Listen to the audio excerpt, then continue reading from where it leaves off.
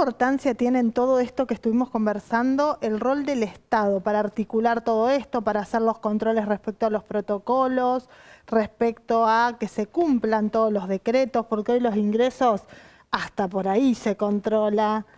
¿Cómo se hace? El rol del Estado es muy importante. Tomando lo que decía el doctor López, primero que en salud tenemos que dejar de lado que es un gasto, sino que es una inversión en salud. Y en trabajo, que es la parte que me toca a mí, recordemos, por ejemplo, que el gobierno anterior dejó de ser Ministerio de Trabajo para pasar a ser una Secretaría de Trabajo, con lo que implica los menos recursos destinados al trabajo y lo que implica también la visión que uno tiene de ese sector.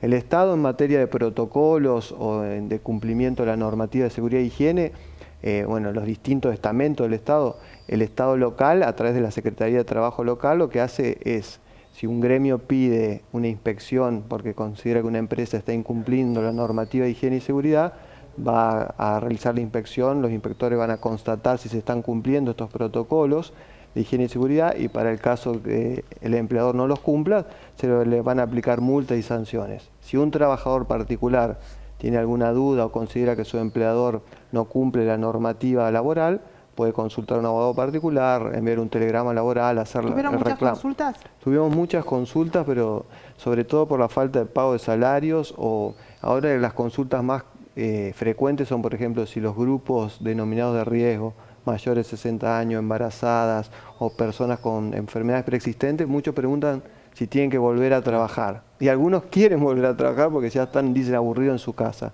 Pero la recomendación es que, primero, que no vuelvan, y otro tema es la RT también. Porque ¿Cómo nos manejamos en la cabeza pensar que no pasó la pandemia? Porque todavía lo tenemos incorporado. Como dijo, no hay que aflojar porque Rafaela tuvo casos, yo soy abogado del sindicato. Sí.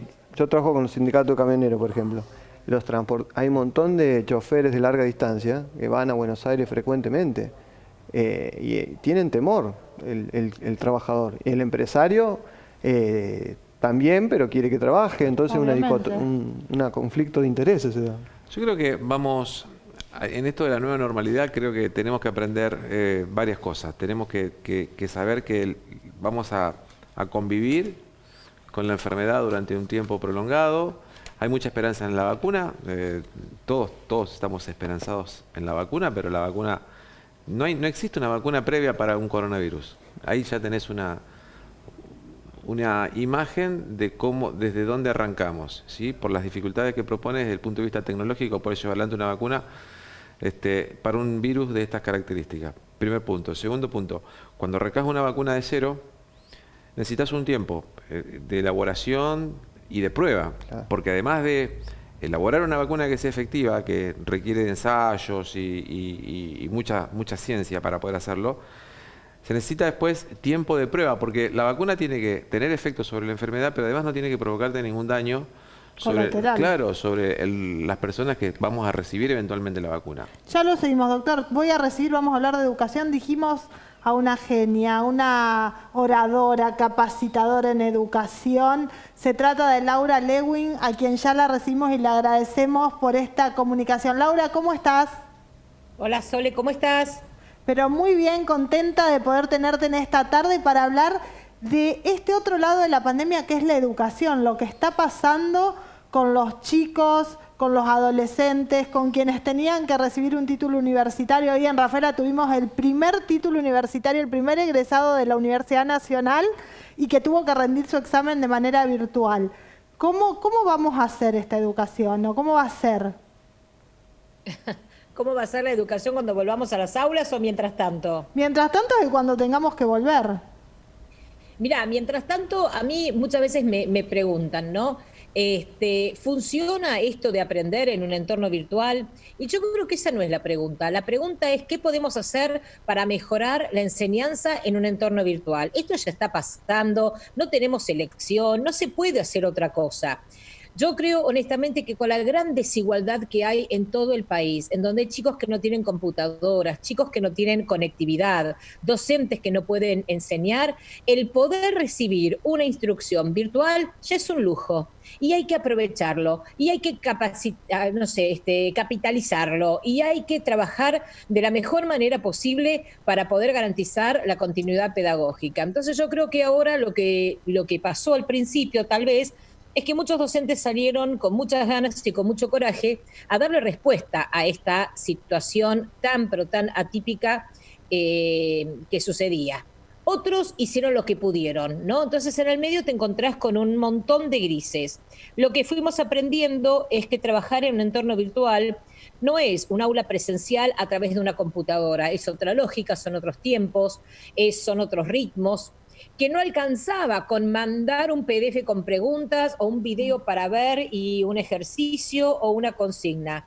No servía lo unidireccional. Lo que tenemos que lograr es un diálogo fluido, un ida y vuelta con nuestros alumnos y la interacción, que ellos se vean la cara, que trabajen entre ellos, que trabajemos con proyectos para investigar, trabajar en grupos. Es decir que yo creo que a medida que fueron pasando las semanas, los docentes fueron acomodándose un poquito más en esto de enseñar de manera virtual y por supuesto se fueron dando cuenta que había que enseñar, ¿no? No era justamente esto de mandar contenidos, porque cuando vos mandás una actividad no están construyendo aprendizajes los chicos. Y cuando volvamos al aula, ojalá pronto, me parece que lo importante va a ser darnos cuenta de qué pasó con nuestra educación. Nosotros fuimos con educación prácticamente 100% presencial, que sabemos que nos sirve, porque los chicos necesitan estar no solo físicamente en el aula, sino estar cognitiva y emocionalmente en el aula. Necesitamos sillas para pensar, no sillas para sentarse. Entonces, lo presencial 100% vemos que nos sirve. Y ahora que estamos viendo que lo virtual 100% tampoco es lo ideal. Entonces no se puede pasar de la noche a la mañana sin atravesar el amanecer. Creo que ahí es donde tenemos que ir, al amanecer. ¿Y hay una posibilidad de articular? Mixta.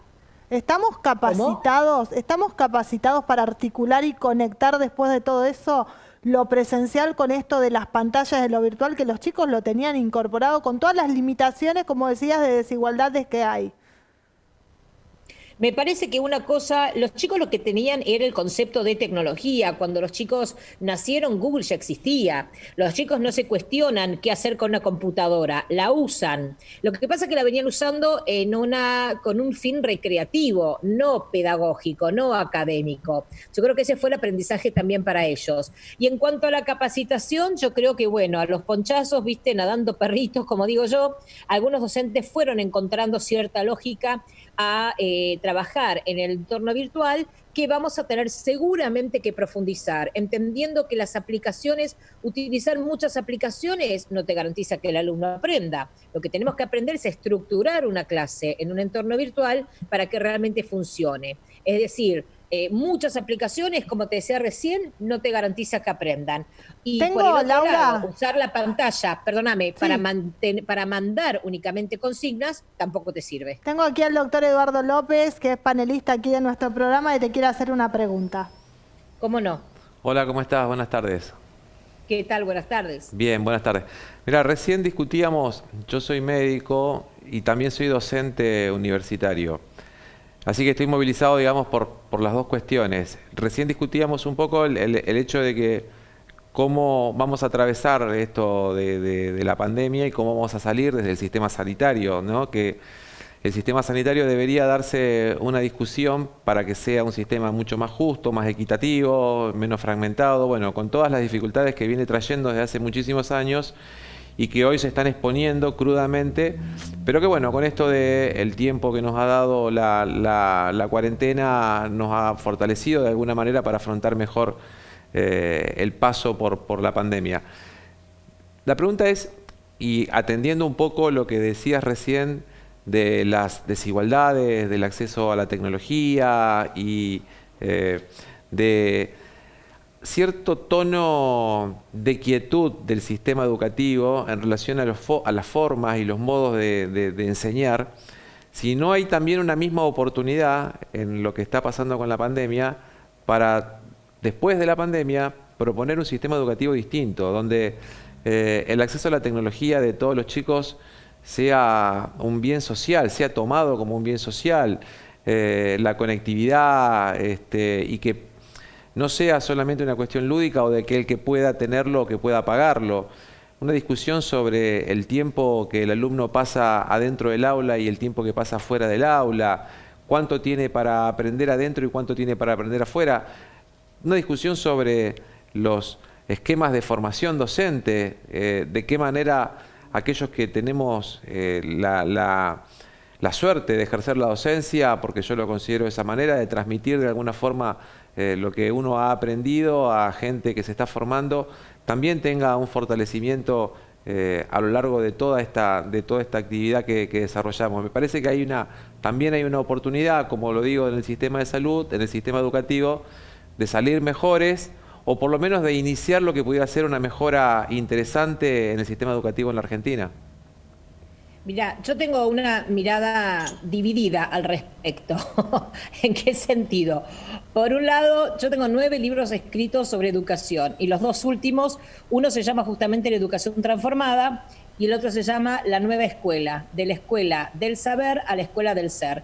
Y en los 2 hablo justamente de esto, ¿no? De la imperiosa necesidad de transformar la educación porque este sistema claramente está absolutamente viejo, ¿no? No, realmente es obsoleto.